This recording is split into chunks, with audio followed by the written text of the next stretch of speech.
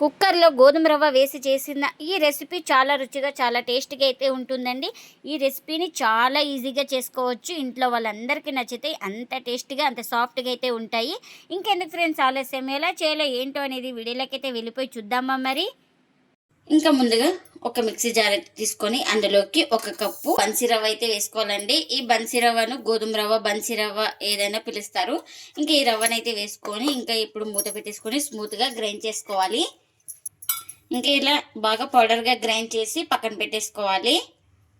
ఇంకా ముందుగా స్టవ్ అయితే ఆన్ చేసుకొని ఒక కుక్కర్ అయితే పెట్టేసుకొని అందులోకి 1.5 కప్పు దాకా వాటర్ అయితే వేసుకోవాలి. చూడండి, ఇంకా 1/2 కప్పు కూడా వాటర్ అయితే వేసుకుంటున్నాను. ఇంకా ఇప్పుడు ఇందులోకి రుచికి తగినంత సాల్ట్, అలాగే 1 స్పూన్ దాకా ఆయిల్ కూడా వేసుకుంటున్నాను. ఇప్పుడు మనకి ఈ వాటర్ వచ్చేసి బాగా బాయిల్ అవ్వాలి. ఇంకా చూడండి, మనకు వాటర్ అయితే బాగా బాయిల్ అవుతుంది కదా. ఇంకా ఇప్పుడు స్లిమ్లో పెట్టేసుకొని ఇంకా ఇప్పుడు గ్రైండ్ చేసుకున్న పౌడర్ని అయితే వేసుకుంటున్నాను. ఇలా పౌడర్ వేసుకున్నాక ఇక్కడ ఉండలు లేకుండా బాగా కలుపుకోవాలి.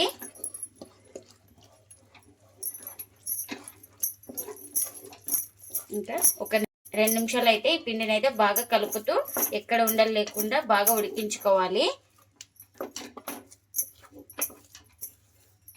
ఇంకా మనకు ఒక 2 నిమిషాల తర్వాత ఇలా ఉండలాగా చుడితే మనకు ఇలా రావాలి. ఇలా వస్తే పిండి అనేది పర్ఫెక్ట్గా సరిపోతుంది. ఇంకా ఇప్పుడు స్టవ్ అయితే ఆఫ్ చేసుకొని కాస్త చల్లారనివ్వాలి. ఇంకా కాస్త చల్లారిన తర్వాత అయితే ఒక ప్లేట్లోకి అయితే తీసుకున్నాను. ఇప్పుడు ఇలా బాగా స్మాష్ చేసుకోవాలి. ఈ పిండిని అయితే మనం బాగా చపాతి పిండి ఎలా ఉంటుందో సాఫ్ట్ వచ్చే వరకు అలా బాగా ఒక 2 నిమిషాలు బాగా కలుపుకోవాలి, కాస్త వేడి మీద ఉన్నప్పుడే. ఇంకా చూడండి, పిండిని అయితే ఇలా సాఫ్ట్గా తడుపుకున్నాను. మనకు వాటర్ ఏమైనా తక్కువ అనిపిస్తే కాస్త వేడి నీళ్ళు అయితే వేసుకొని బాగా స్మాష్ చేసుకుంటే సాఫ్ట్గా వచ్చే వరకు అయితే పిండిని అయితే తడుపుకోవాలి. ఇప్పుడు ఈ పిండిని వచ్చేసి మనకు ఏ సైజు కావాలో ఆ సైజు పిండి ముద్దను అయితే తీసుకోవాలి. నేను ఇక్కడ ఈ సైజు అయితే తీసుకున్నాను చూడండి. ఇంకా ఇలా ఎక్కడ క్రాక్స్ లేకుండా రౌండ్గా చుట్టుకోవాలి. ఇంకొక అరచేయి మీద అయితే పెట్టుకొని ఇలా ఎక్కడ క్రాక్స్ లేకుండా ఇలా చుట్టుకోవాలి. ఇంకా ఇలా చుట్టుకున్న దాన్ని ఒక ప్లేట్లోకి అయితే తీసుకుంటున్నా. ఇంకా ఇలా ఎన్ని అయితే అన్ని ఇలానే చేసుకోవాలి. ఇలా పొడి పిండిని చల్లుకుంటున్నాను. ఇంకా ఒక పిండి ముద్దను తీసుకొని ఇలా బాగా డిప్ చేసుకోవాలి ఫస్ట్. ఇంకా ఇలా డిప్ చేసుకున్న తర్వాత ఇలా నిదానంగా రుద్దుకోవాలి, ఎక్కడ క్రాక్స్ లేకుండా.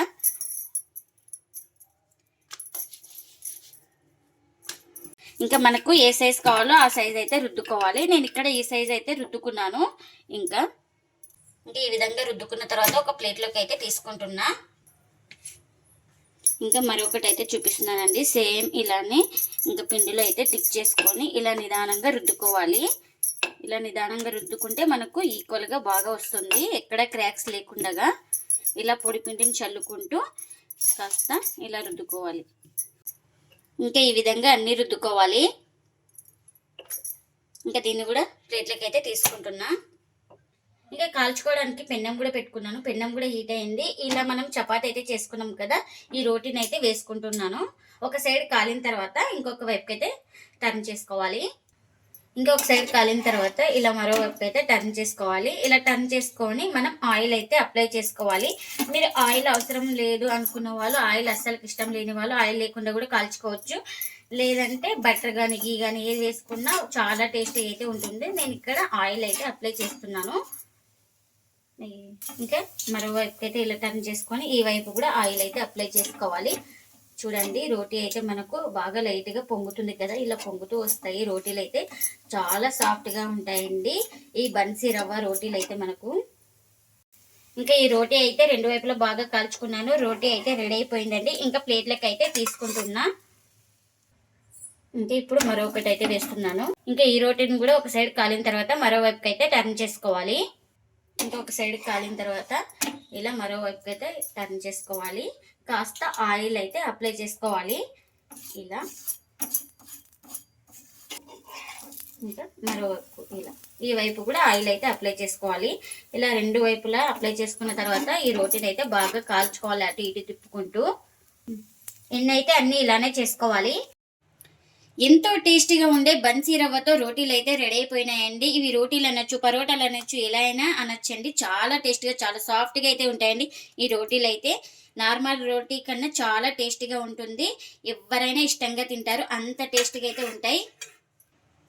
ఇంకా ఇందులోకి వెజ్ గానీ, నాన్ వెజ్ గానీ ఏదైనా చాలా బావుంటుందండి. మీరు కూడా తప్పకుండా ఒకసారి ఇలా బన్సీ రవ్వతో రోటీలు చేసి మీకెలా వచ్చిందో కామెంట్ అయితే చేయండి ఫ్రెండ్స్. ఇదండి ఇవాల్టి వీడియో. ఈ వీడియో గనుక నచ్చితే ప్లీజ్ లైక్ చేయండి, షేర్ చేయండి, కామెంట్ చేయండి. అలాగే లైక్ చేసి సపోర్ట్ చేయండి friends. Thanks for watching. By by.